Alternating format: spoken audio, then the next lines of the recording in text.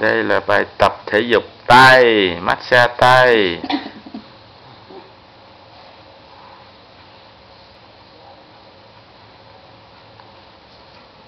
Giơ tay lên mẹ xe tay nè. Giơ tay lên. Trời ơi, không gồng. Giỏi quá. Giơ tay lên. Giỏi. Giơ tay. Lấy cái tay ra để cho thấy cái tay nó dơ. Con lấy cái tay dơ lên để xe tay. Dơ lên. Thấy chưa? Thấy chưa?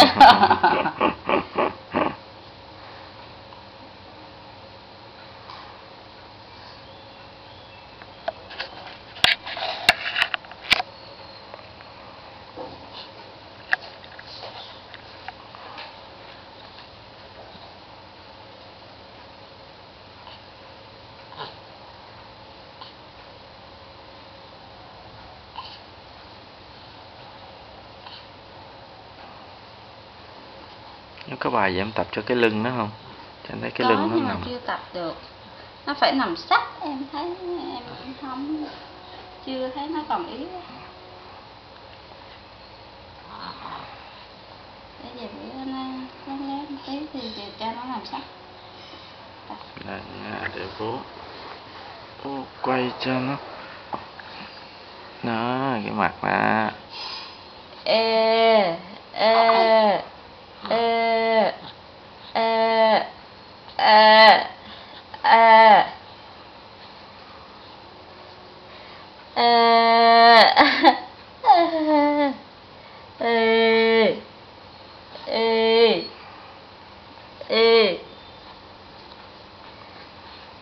Thế nào vậy?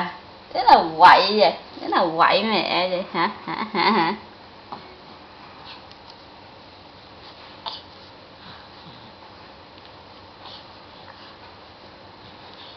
Đây là bài tập bụng. Để Tập bụng cho con dễ ị. chuẩn bị đi ị. Đây là bài tập gì nữa đây mẹ?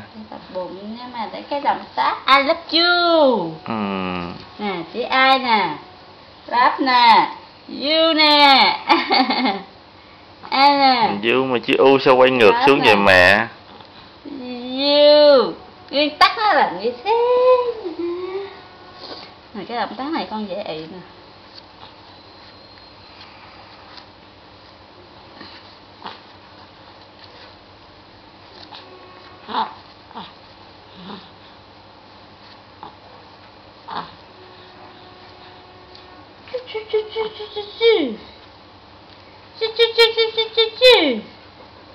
Này có cái con gì nó đi bộ trên bụng con nè. Nè, có cái con gì đi bộ trên bụng con nè. Có cái con gì đi bộ trên bụng con nè.